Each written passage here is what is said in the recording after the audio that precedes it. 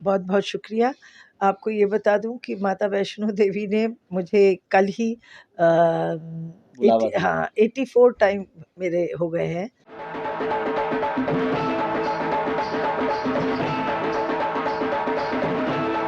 माता रानी के दर्शन मुझे मिलते रहे हैं शायद आप 40 बहुत साल से। सौभाग्यशाली हैं। हम जम्मू में रहते हैं, हम भी 84 बार बुलावा हमें नहीं मिला। 4 बार मिल जाए वो भी बड़ी बात है। नहीं, मुझे एक तरह से आप ये कहिए माता के दर्शन का बहाना और जम्मू कश्मीर को आके देख जाना, ये भी मन को बहुत खुशी होती है, क्योंकि मैं जब यहाँ आती हूँ तो मुझे ऐसे लगता है कि यहाँ मेरे फादर छोटे से घूम रहे होंगे, मेरे फादर यहाँ गए होंगे, मेरे आपके जहाँ मतलब आज मेरा वजूद है जिनके कारण, वो तो यहाँ बिलोंग करते थे ना। हाय हाय हाय हाय डंडा थल्ले गुलियां जदों दबावे नी जम्मू कश्मीर की बात करें तो कई बार जो सितारे हैं ना, चाहे वो बॉलीवुड के हों, पंजाब इंडस्ट्री के हों या फिर हिंदुस्तान के किसी भी कोने से हों, जम्मू कश्मीर से खासा लगाव है। आपको मालूम होगा कि बहुत सारी फिल्में, ढेर सारी फिल्में जो हैं जम्मू कश्मीर में शूट हुई हैं और बीच में एक दौर ऐसा आया, किसी मजबूरी के कारण जो है बॉलीवुड इंडस्ट्री जो है वो स्विट्ज़रलैंड जैसे शहरों में उनको जाना पड़ा, लेकिन वो दौर दोबारा से वापस आ रहा है। बहुत से गाने जो हैं वो शालीमार निशात बाग में शूट हुए हैं, बहुत से गाने जो हैं कश्मीर की जो हैं सड़कों में या फिर बागों में शूट हुए हैं। बहुत से गाने ऐसे हैं जो जम्मू में भी, सुधमा देव मानतलाई की बात करें, जानी दुश्मन मूवी है, उसकी शूटिंग वहाँ पर हुई है। हमारे साथ एक बेहतरीन कलाकार हैं, लेजेंडरी कलाकार हैं प्रीति सप्रू जी, जो कि जिनको खासा लगाव और खासा प्यार है जम्मू कश्मीर की धरती से। सबसे पहले तो मंदिरों के शहर जम्मू में आपका मैम बहुत-बहुत स्वागत है। बहुत बहुत शुक्रिया। आपको ये बता दूं कि माता वैष्णो देवी ने मुझे कल ही बुलावा दिया। हाँ 84 टाइम मेरे हो गए हैं। माता रानी के दर्शन मुझे मिलते रहे हैं शायद आप 40 बहुत साल से। सौभाग्यशाली हैं। हम जम्मू में रहते हैं, हम भी 84 बार बुलावा हमें नहीं मिला। 4 बार मिल जाए वो भी बड़ी बात है। नहीं, मुझे एक तरह से आप ये कहिए माता के दर्शन का बहाना और जम्मू कश्मीर को आके देख जाना, ये भी मन को बहुत खुशी होती है, क्योंकि मैं जब यहाँ आती हूँ तो मुझे ऐसे लगता है कि यहाँ मेरे फादर छोटे से घूम रहे होंगे, मेरे फादर यहाँ गए होंगे, मेरे आपके जहाँ मतलब आज मेरा वजूद है जिनके कारण, वो तो यहाँ बिलोंग करते थे ना। तो ख़ासकर बहुत फीलिंग्स हैं और मैं ये समझती हूँ, आप देखिएगा जिस दिन ये गुरुद्वारा बनेगा ना, हमारे हिंदू, मुस्लिम, सिख तीनों मिलके जब रखेंगे नींव पत्थर, इसका एक मैसेज इतना स्ट्रॉन्ग जाएगा कि शूटिंग्स तो क्या यहाँ इतना कुछ हो जाएगा अच्छा डेवलपमेंट, जो यहाँ की जनता के लिए बहुत ही मतलब फ़ायदेमंद होगा। कि उन्हें अच्छी अपॉर्चुनिटीज़ मिलेगी, अच्छी वो और जहाँ तक मुझे ऐसे लगता है कि जो आगे वाले फ्यूचर में भी हमारे जम्मू कश्मीर के बच्चों को पहला वो राइट मिलना चाहिए। मतलब बाकी भी मतलब डेफिनेटली एक्सपर्ट्स भी आते हैं, वो भी अपॉइंट होते हैं, बट यहाँ के भी लोगों को कितना काम मिलेगा ना, अगर अच्छा यहाँ काम चले। तो बस यही है कि मुझे ऐसे लगता है गुरु साहब की ब्लेसिंग्स की जम्मू कश्मीर को ज़रूरत है।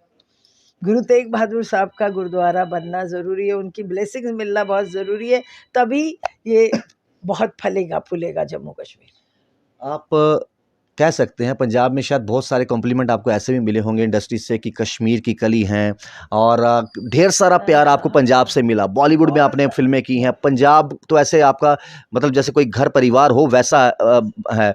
तो जब इतना सारा प्यार किसी कलाकार को मिलता है और एक के बाद एक इतनी फिल्में आना, इतनी हिट फिल्में आना, इंसान मेहनत करके किसी मुकाम तक पहुँच जाता है। उस मुकाम पर जब आप शीर्ष पे पहुँचे थे, दुनिया आपको जानती थी, आपकी अदाकारी के कायल थे। उस मुकाम को कायम रखने के लिए, मेंटेन रखने के लिए कितनी और मेहनत करनी पड़ती है? जी, मैं ना मैंने ही एक फ़ेज़ आया मेरा, मैंने as a actor, writer, director, producer बहुत काम कर लिया। मुझे लगा एक फ़ेज़ आया जहाँ मैंने सोचा मैं छोड़ूँ अभी। मैंने बहुत साल, क्योंकि मैं 13 साल की उम्र में हीरोइन बन गई थी।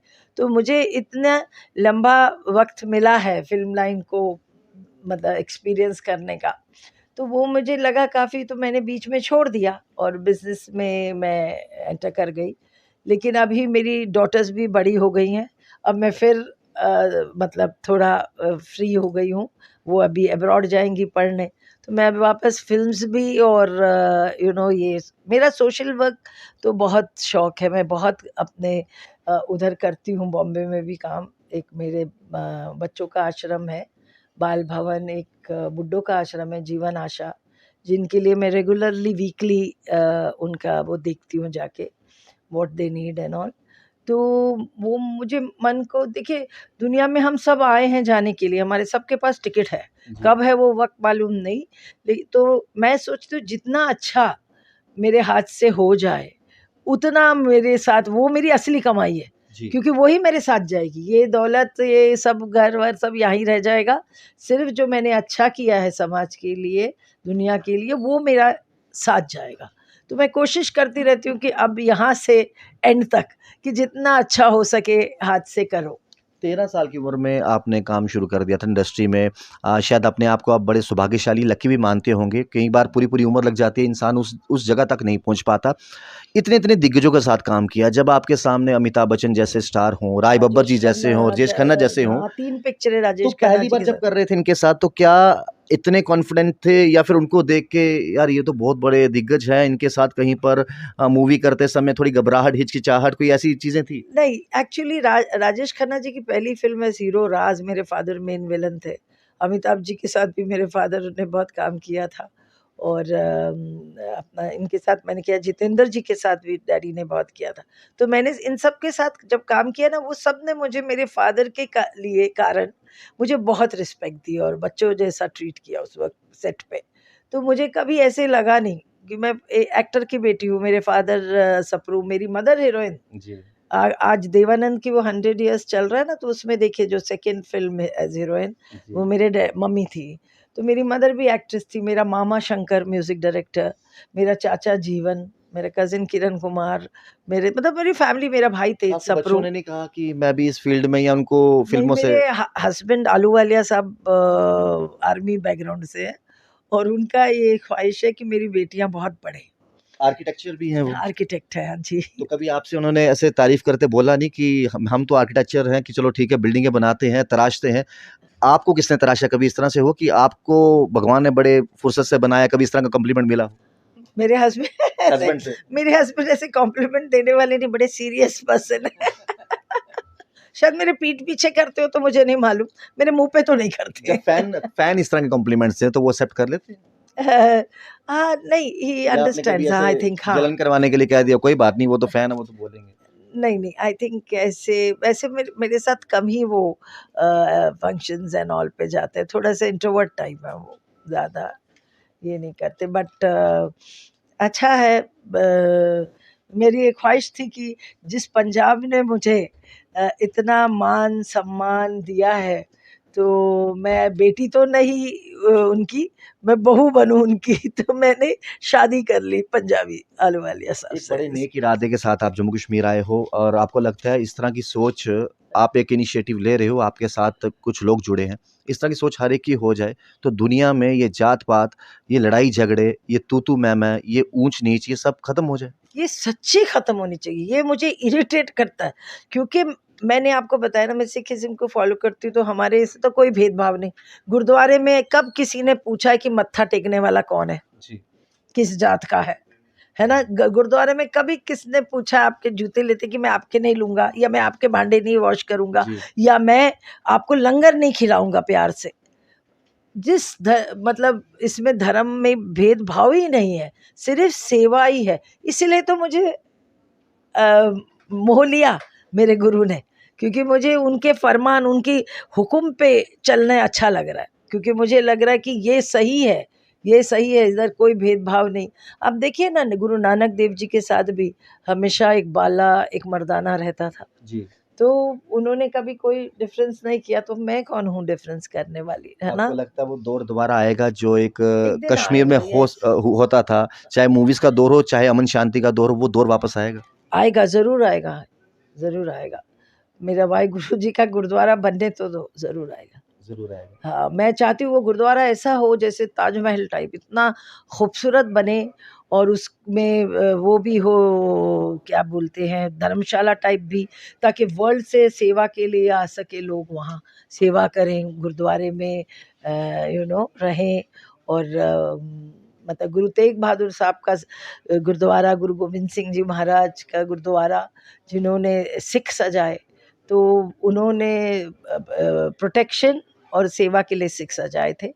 और सिख हमारी आर्मी है, सिख को वो मान सम्मान देना चाहिए, गुरु साहब को वो मान सम्मान देना चाहिए। एक आखिरी सवाल आपसे पूछूंगा, जिस तरीके से आपने इतना नाम कमाया है, मेहनत की है, आपका जो आगे परिवार था वो सभी इंडस्ट्री से ताल्लुकात रखता है, क्या जम्मू कश्मीर के जो कलाकारों की बात करूँ, आपको नहीं लगता कि जैसे आप इतने नेक इरादों के साथ यहाँ पर आए हैं, आप जैसे कुछ और कलाकार एक साथ इकट्ठे होके जम्मू कश्मीर के कलाकारों के लिए जम्मू कश्मीर में भी कुछ इस तरह से मंच तैयार किए जाएँ, ताकि वो यहीं से शार्प होकर निकलें और आगे उनको जो है बॉलीवुड में काम आसानी से हो सके, मिल सके? हाँ जी, ज़रूर। मैं सोचती हूँ कि ऐसा निधि जी का जो